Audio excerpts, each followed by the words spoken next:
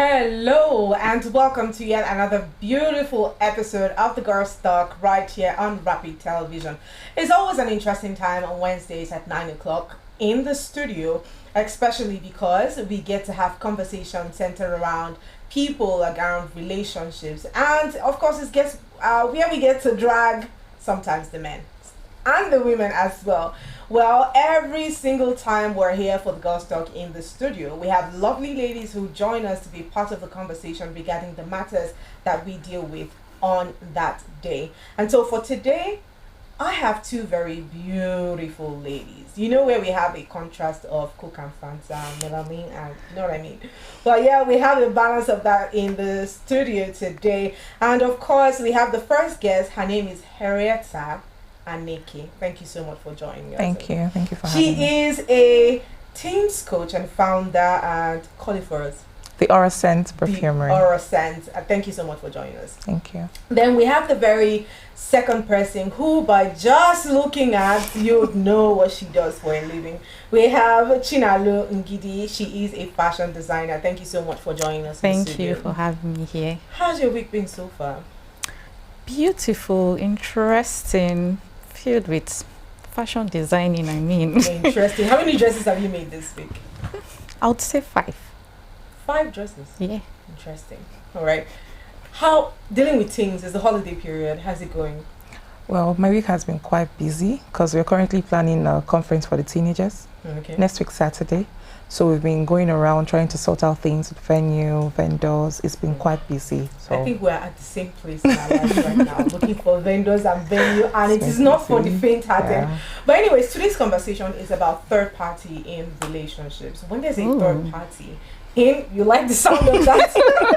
When there's a third party in relationships, who do you blame? When a third party creates tension in a relationship, who should you blame for that? Personally, I'm one of those people who do not appreciate having multiple people in the same relationship. It's the both of us there. Let's just be the both of us. No need for extra hands and extra faces and voices. But we have a video that tells us what the situation we're dealing on ground is today, and I'll leave it to you ladies to tell us what you think. Let's take a look. My wife and I walk near each other and finish around the same time, so I usually drive her home. Recently, a female colleague of mine realized we head the same way. She started hitching a ride with me after work. Because she gets in the car first, she sits in the front passenger seat. Then we drive over to pick up my wife. This is where the drama starts. My wife firmly believes the front seat belongs to her. Every time she gets to the car, she expects my colleague to climb out and move to the back. She makes a massive deal out of it. A few days ago, my wife opened the front door and straight up ordered my colleague to move to the back. My colleague didn't want a scene, so she calmly got out and moved. I didn't say anything at the time, but I was dying of embarrassment. By Friday, my colleague had reached her limit. My wife opened the door again, expecting the usual compliance. This time, my colleague didn't budge. She looked my wife dead in the eye and said, "Madam, this is not your car. So stop being childish. I know he is your husband, but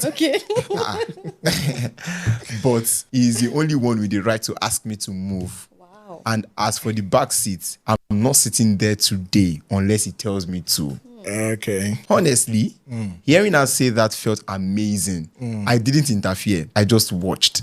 My colleague was making total sense. It's not a big deal, but my wife was making a mountain out of a molehill. Courtesy dictates that if someone is already in the front seat, the latecomer sits in the back. My wife was furious. She refused to get in the car and walked away. She probably thought I would beg her or force my colleague to move. I didn't. She took a public bus home and she's been giving me the silent treatment ever since. Who is in the wrong?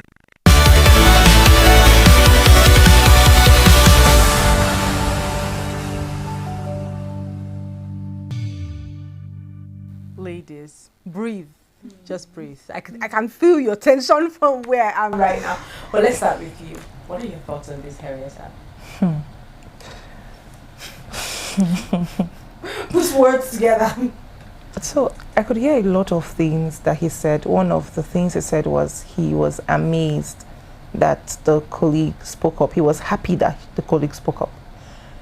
First of all, he didn't put any boundary. It is not up to the wife to even tell the colleague to leave the front seat for any reason whatsoever. That's her husband. The car is her car as well as it's her husband's car. So for me, I would address the man. He should have set boundaries. Oh, I'm picking my wife. Could you sit at the back? Would have solved all this back and forth that happened. And then for the colleague, the audacity. It's not your husband, it's not your car. You are begging, literally. Wow, now that you put it like that. But you are begging. It's not yours. And then to the lady, I would always say, have she money? Because if you have your money, you have your car, all of this would not even come up in the first place. So, Okay, let's hear you. What are your thoughts on this? Okay, I believe there's a problem with boundaries and communication. The husband should have spoken to the colleague. Oh, my wife goes to work with me. I pick my wife from work. We go home together. So if you must join me, you should understand this fact. So you should be seated at the back seat because this is my wife. This is our car. I should be in the front seats with my wife, not you, right? And again, the man said he was pleased. He was happy. So he had the adrenaline rush. What I've noticed is that some men like to be chased. They like to feel like, oh, I'm seeing the women still love me. I'm married, but I'm still the catch. So I'm sure he had the feeling of, oh, someone else is fighting for me, you know. I mean, I'm off the market, but I'm still being followed. Someone still wants me, right? Because that's what he had. I'm sure he had it at back of him, like, I was fought for today. Yeah, does that exactly feel good? I thought it was ladies that had that whole thing of, oh, they are rushing me, the boys are after me. And all promise you, a lot of men have the feeling too. Wow.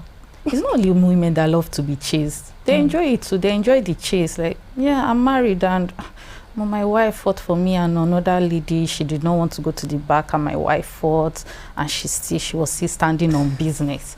So it has a lot to do with boundaries. And then for the colleague, as Henrietta said, the audacity. I mean, the audacity. Because why? It's not your car. You have been helped. And you're in the front seat. This is not even the issue of, oh, okay, let me divert. Like mother-in-law fighting. That's different dynamic. I mean, that is family. But where are you coming from? You are not in the family. You are just being helped. So I do not understand why she had to do that. So who knows, maybe there's something happening behind closed doors. I must add that. So that's what I feel. I just feel like it has a lot to do with audacity, boundaries, disrespect. All of that together. Yeah. Well, personally, I think that we as Nigerians, and I know we want to drag the boys, but some ladies tend to be very, how do I put it? You know when you feel like you deserve something that you don't deserve, there's a name that they call entitlement. Entitlement mentality. It has beclouded the sense of judgment of a lot of ladies. So even when they don't deserve it, they think that they deserve it. Yesterday I was online and I was just scrolling through my phone and I saw a place where a girl was saying something along the lines of, if you ask a guy for something and the guy has the guts to tell you that he's not going to do anything about it, why then would he ask you when he's not going to do anything about it? And I was like, so we cannot honestly just exchange pleasantries anymore without expecting something from the other person. That's one thing I think is the problem with the generation of women that we have right now. Even men, people generally are entitled. They just think that they deserve what they deserve just because they ask for it. That's one. And secondly, I don't think it's a case of boundaries here. Because what boundaries do your colleague is for? Okay, yes, maybe I agree boundaries. But there's only so much that the wife can do at this point when you as the husband is not sensible enough to make the right moves or say the right things at that time. Personally, I think I would even do exactly what the woman did. because she just walked away. There's no even need to talk about it, because if the person sitting there is just watching and feels okay by what that colleague is doing, there's nothing I'll have to say. But the truth is, that would change something about my relationship with that person.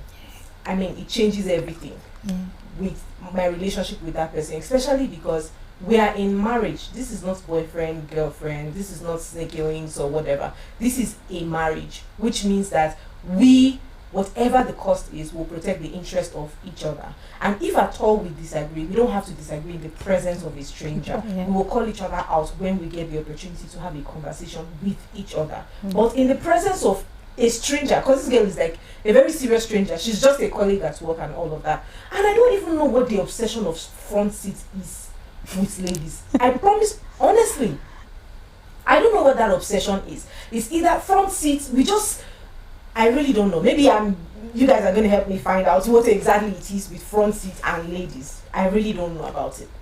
Well, for me, I would say they are married. So you see, when a husband and a wife are in the front seat, there are times where he wants to say, oh, see that thing, or they want to laugh or to cuddle or joke about something, share a handshake or something. That's bonding. You've been away for a long time. She's been at work, you've been at work. That's time for bonding. Like I said, the lady does not have any rights to be there. I mean, thinking about it again, she actually said that I will not move unless he asks me. There's more. You can't tell me she's just your colleague. Because she went beyond audacity to, I only take instruction from the man, not even you. I don't see you as his wife. That's what that tells me. I don't see you as someone important to him. So the question now goes to, what has he been saying behind her back? Because if you respect someone, other people who are yet to see the person would give that same respect, even without knowing anything about what you have said. So it tells me that he has not been speaking well of the wife in front of the colleague. For her to say, the audacity to do that. He's not even doing the same. I will not leave unless he says I should. It is not your car. So he has made it look like maybe I'm the breadwinner, I'm the one providing everything. She does nothing. So she had to come from what she has heard. She doesn't know the woman from anywhere, but she knows her colleague. So what you say behind your spouse's back, whether you're in a relationship or not even marriage, friendship generally, what you say behind people's back, it shows how people respect the person or not. Absolutely. Because no one knows you, but they know your name.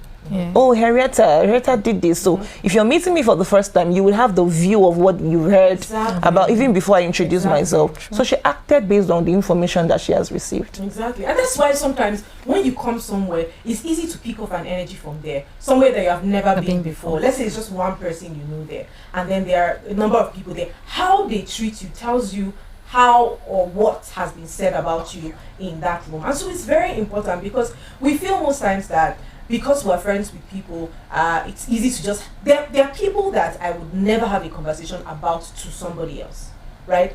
So no matter what happens, I'm so upset with them, I would never have a conversation about them with somebody else, because I know that the perception of that person might change about this person. And I might have moved on from whatever it is that caused the trouble between the both of us that has led me to speak about that person like that. And it happens most times, because in the foot of rage, you want to say, oh, this person is not a good person. I thought she's your friend. She's not even my friend again. She's a terrible person. You know, you go on and on and on and on and on. And you don't realize how damaging that can be. It's the same thing with couples. Imagine that you are married to somebody, and then the person does something, you get so upset. Your sisters, you go and tell your sisters, this is what your sisters will never forgive that person. You are in that marriage, you have forgiven the person, you have moved on, because you know you guys are going to live together for the rest of your life. But your sisters are not going to be able to extend that kind of forgiveness, because they love you. And sometimes that love can interfere with your relationship with that person again. So it's the same with friendships, it's the same with relationships. The dynamics are different, but the rules apply the same way. Now, the question I would ask is, for the lady, how would you react? Because the truth is, a lot of people find themselves in situations where they have to like patch with someone, or just have to move with someone because they are not mobile, it's difficult to get a ride or something of that sort. I'm speaking from experience. So how would you react to the wife is there, the husband picks you up, you're already seated in front? What would your reaction be like? First and foremost, wisdom is profitable to direct. If I'm in this situation, I don't want to be in the front seat. Personally, I don't have a problem with being in front, being at the back, even as a wife, personally, right? But I would communicate with the husband, oh, this is your wife. Maybe I should sit at the back. Don't sit like you're my driver, or but this seat is for madam, or let's respect her, let her be there. Except maybe the wife says, oh no, I don't have an issue with that. Then, okay, the husband communicates with you, oh, my wife will not have an issue with that. You can sit at the front. It's totally fine by her. But then, in this situation that you do not know what the outcome would be, the best thing to do, the safest bet to play, is to stay at the back, to talk to the husband. Oh, let me be at the back. Your wife should be in the front seat. Except he's later communicated that she's okay to sit anywhere. She can sit at the back or at the front. Okay. What would you do? Well, from the first instance, it stated clearly that the first day that happened, right? She told her, go to the back, and she went to the back. Normal common sense would tell you that subsequently I should just stay at the back to avoid issues. Because if the wife of the husband that owns the car says, please go to the back, I want to sit with my husband, the next day you just say, you're picking your wife back, let me sit at the back. Jokingly said, and you settle the issue. I don't think there should even be an issue out of this, because there was a foundation. Can you go to the back? I want to sit in front. That was the first time he stated that. And then he mentioned that it happened again and again, and the colleague had gotten it up no, she got it up to here, and then we responded, I'm not leaving. So if someone have told you go back 1, 2, 3, you are a grown person, you're not a child that they have to be correcting every day. You should be able to say, okay, this woman likes front seats, and me, I'm even asking for help. Let me sit at the back. One day I'll get my own car, I'll be driving my own car. That's it. Normal setting. Normal. I will even feel somehow to follow you when your wife is in that car. That's just like the truth. And you said something from the start. People bond over rights, and this is a couple. They had a hectic day. They just want to talk about it. They just want to. Your normal sense, you are saying, supposed to tell you, let me look for somebody else to follow. And I'm speaking based on my perspective. Let me look for somebody else to follow. But in a case where I know that, okay, I don't have anywhere else or anybody else to follow, I will never sit in front. And even if I sit in front, as soon as I said that woman coming, I'm already down. Even if the woman tells me, sit there, I will never. Because it will become a problem somehow. See, with women, their emotions are just all over the place sometimes. And the person who told you, no, sit down in front, no problem. That person can change it for you the next day. So it is just wise for you to say, this is your place. And I'm not even interested in dragging it with you, except of course you are. Because that's another thing. For someone to have the audacity to speak about another person like that, you probably have interest in that person. You guys either have something going on. There's just something I don't think is normal for you to speak about. How can you speak about, you can't even speak about my sibling to me a certain kind of way, let alone speak about my spouse to me a certain kind of way. So imagine me driving and we're girlfriends and all of that. Sometimes I can tell you I want to speak to my sibling, and my sibling will sit there. Depends on my relationship with you, but that's a bit different. It's just like my elder sister now, and then you are my friend, and I have an elder sister who I'm picking up. I can tell you, please, can you just go back? Let me see. It is common sense. It doesn't mean anything. The most important thing is that you have a right to go home. But you see, common sense, I have come to find, is not really common. It's true, because you can be looking at someone and expecting them to know something, but they actually don't know. They really don't know. And because where they are coming from, that might not look like a big deal. And that's just to be fair to the other colleague. It might not look like a big deal where she's coming from. Anybody can sit anywhere. Mom can sit in front, back. It's just how it is for them. But you have to, once you are in another person's space, you have to play by the rules of that person. Because I don't know where you're from, and I honestly do not care where you're from. But this is about me, my rules, and my family. So because you are in my space, you now have to act based on my. But you see, the problem with us most times, we want to act how we want to act, and we want everybody to accept how we act, just because we feel that we know we and they know themselves. I don't know if that makes sense at all. But you see, it's important. It's just wisdom for you to know that there are certain places that you are, and you cannot act a certain kind of way in those places, not because you are a hypocrite, but because that's what the occasion there demands. And that's where people say, read the room. Always read the room. And that will just basically help you to act how you want to act. So now that we're talking about the colleague of a lady, let's speak about the wife. Because there are two sides to this story. Yeah. How the wife communicated that is also very important. And we cannot now make a case for her just because she's the wife of the man. What was her approach? Well, regardless of her approach, the colleague is not justified. But we will talk about that after this break.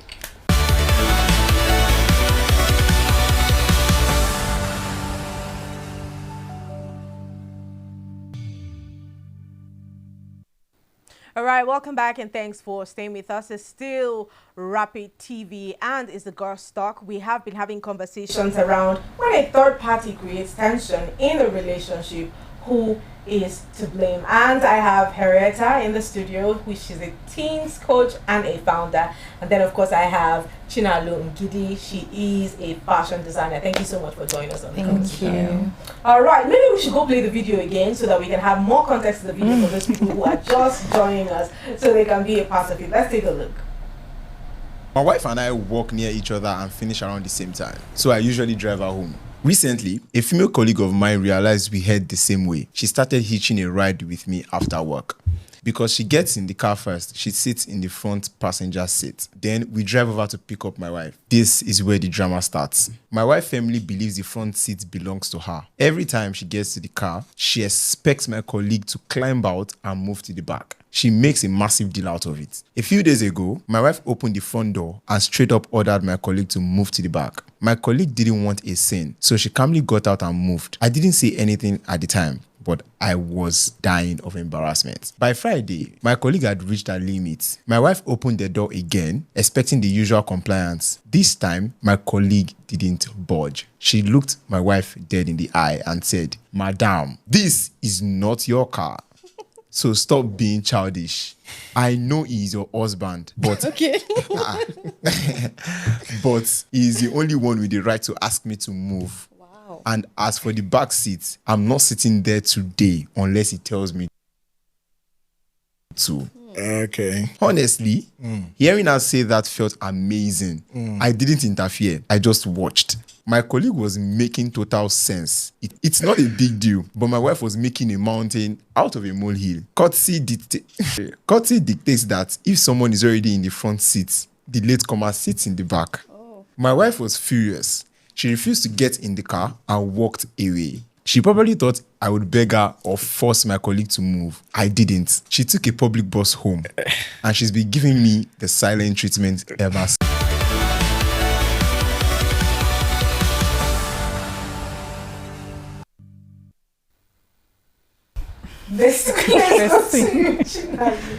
Let's hear you. What are your thoughts on the woman? Now we're at the wife. Okay. Well, I don't know. It's just a very painful story. I don't believe he loves his wife enough. Okay. Because you cannot love somebody and put the person in certain situations and you see them suffering, they are not comfortable, and then you just see ride with the flow and you're happy about it. He said that my wife is someone that believes that she should stay in the front seat. So he's aware his wife loves to sit down in the front.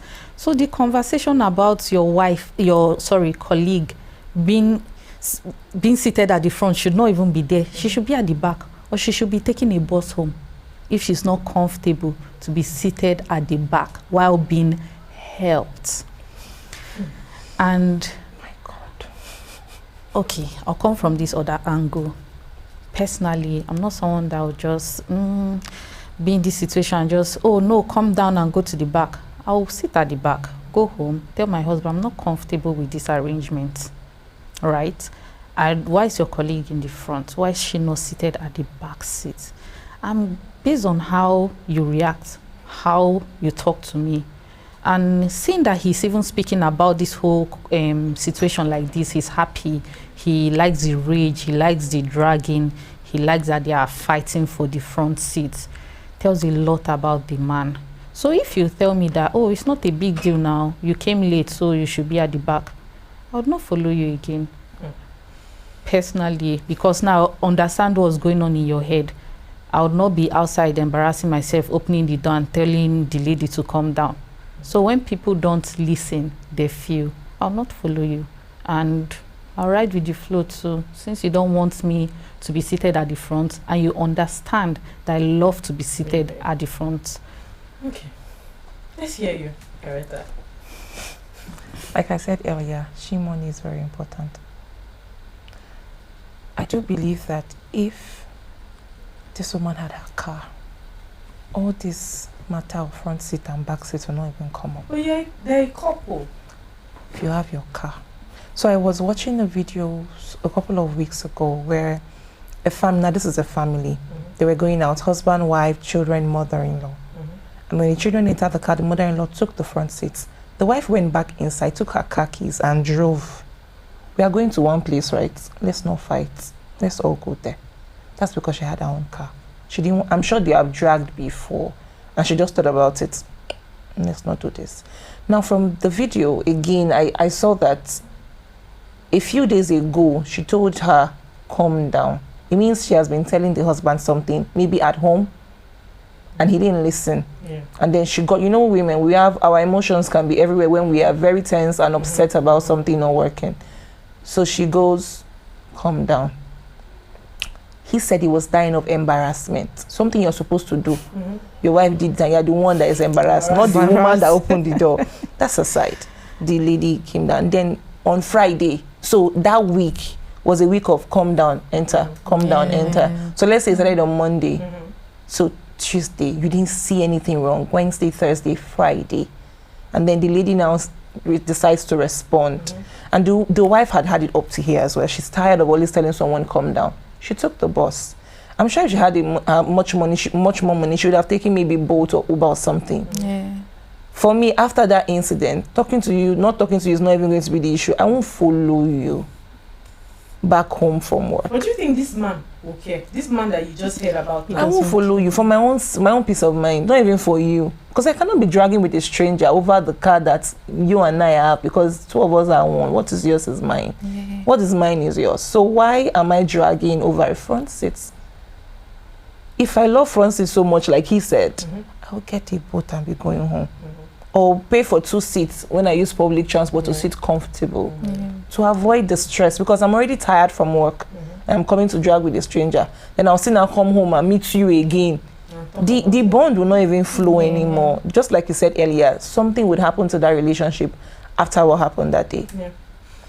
Well, again, I think you guys have said most of it. But the truth is, as that woman, I think she's a very understanding person. Because after I see the attitude of the girl, the first day, the second day, she will not go with us again. And I'm going to spell it out explicitly. It's either her or me. That might just be like very harsh to do, but sometimes you need to draw these boundaries.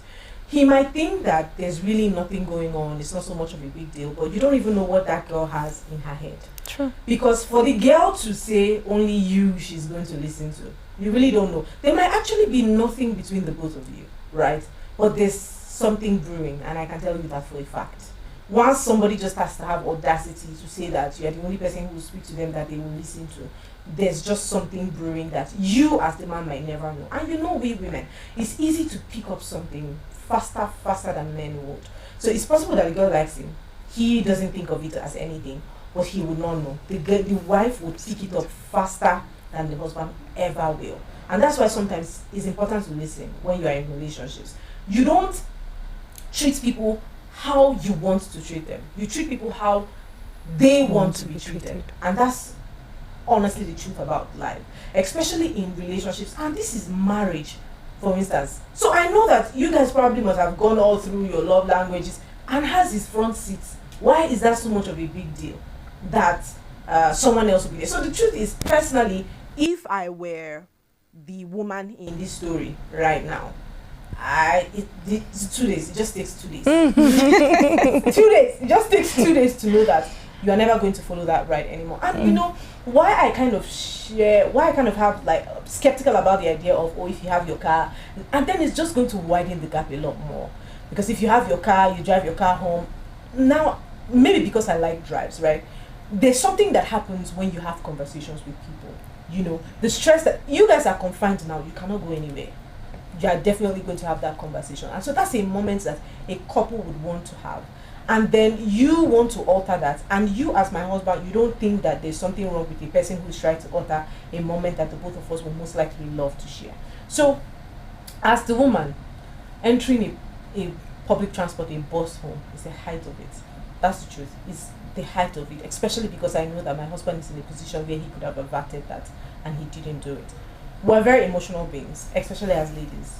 You know, certain things just tell us a lot about what somebody thinks about us or how far they will go for us. So this would be almost a deal breaker for me, honestly. And now to the man. The cause of the entire problem we're discussing right now. What are your thoughts? And how would you handle this entire situation? Because it's easy to, you know, talk about it when you are not in it. But let's just think for a moment that, you know, we are in it and we're dealing with this exact same thing. So what would you do? What do you think about the man in this story, and what would you do as the woman? Favor rightly said, Chinelo rightly said that he doesn't love her.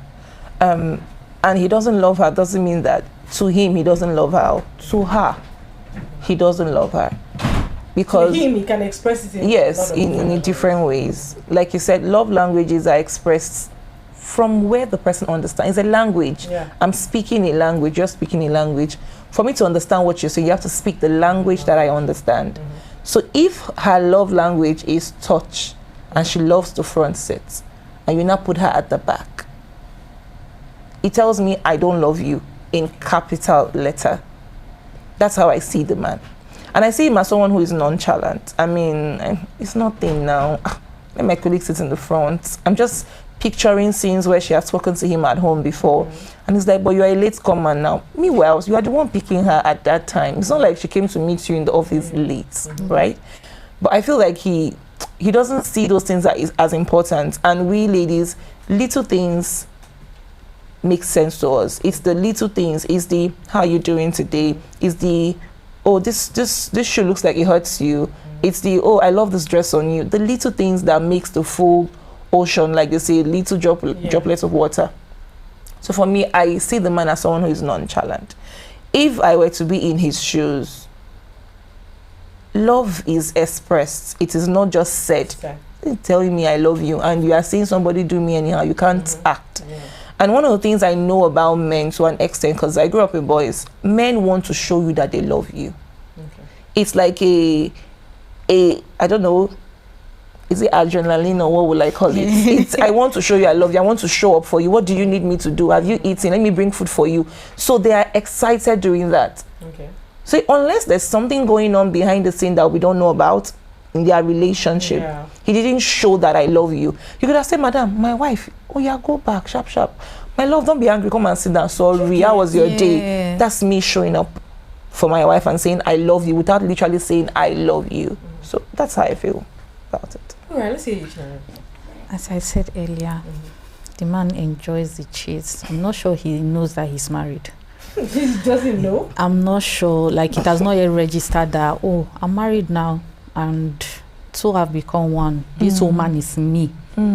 So if I don't want to be treated this way, I should not treat my wife this way. This is my wife. Whatever she says she wants, she will get it.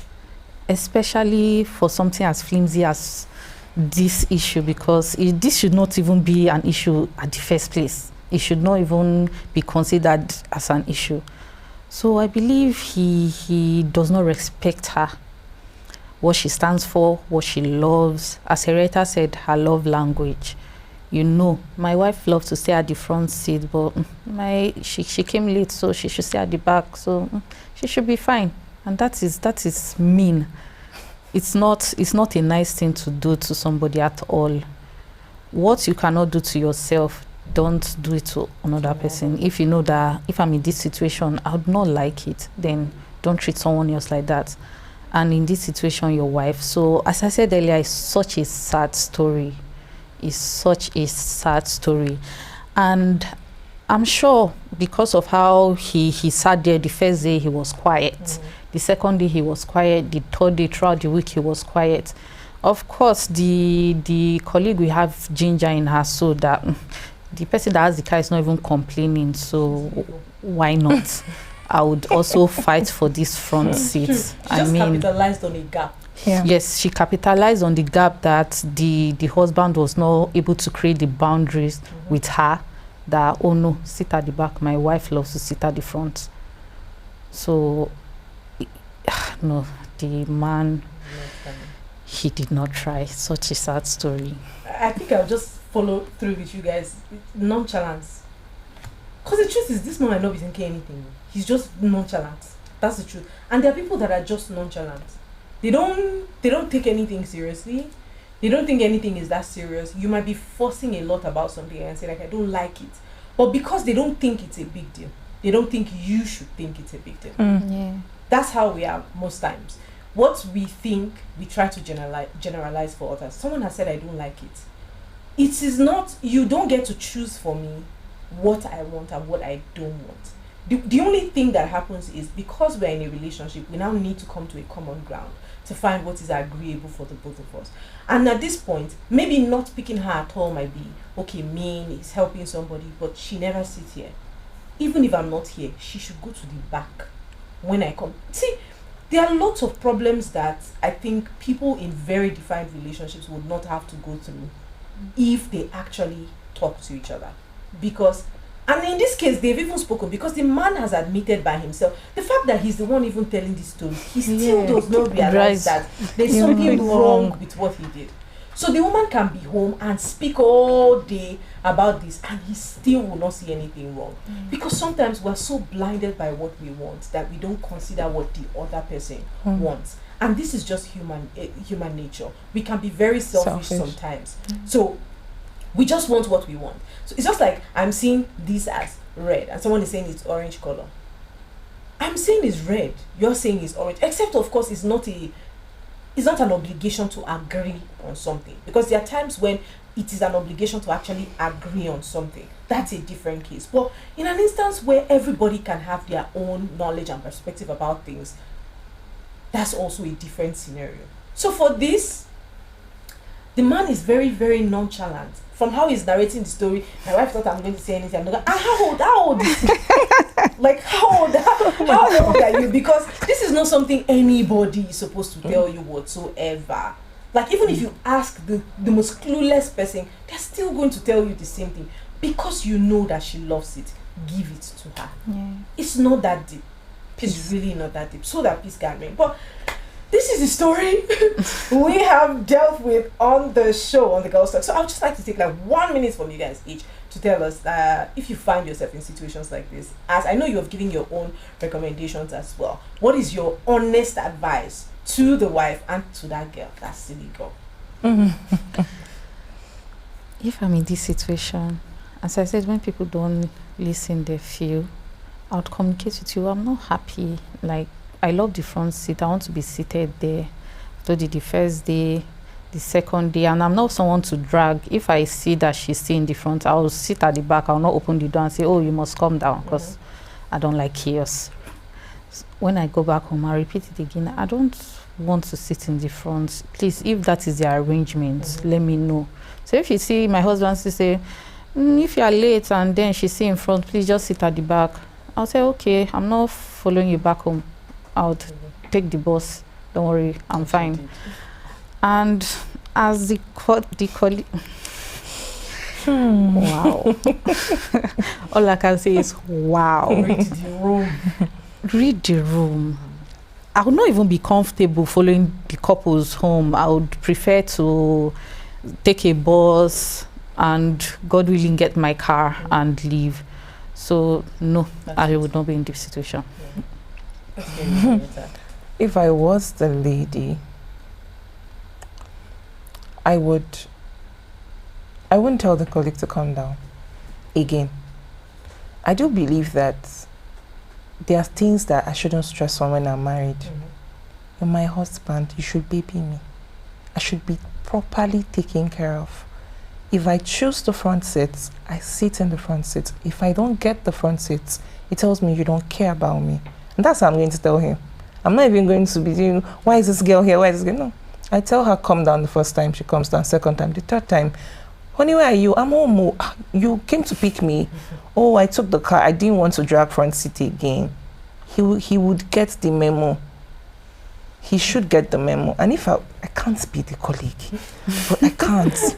But if I ever fall in that situation, I will sit at the back.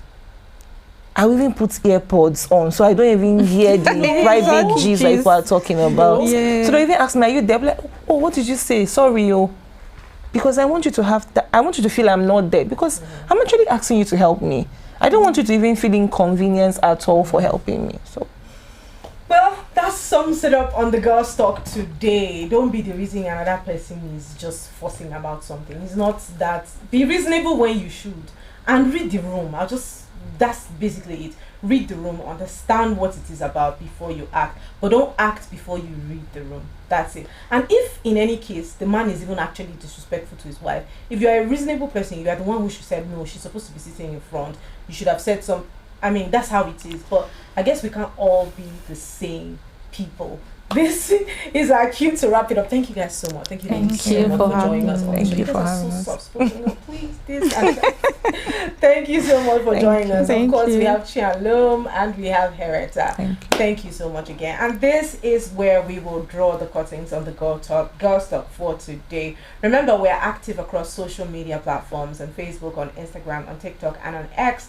It is at Rapid TV. Remember, we also have a YouTube page at Official Rapid TV where you can re-watch all of our programs. www.rbnradiotv.com allows you to connect with us from anywhere in the world. And we're now on free TV. You can download the app on iOS and on Play Store, and you can get connected to all the programs we have right here 247. Thank you once again for joining us on the show. My name is Martha Alu, and I will see you tomorrow.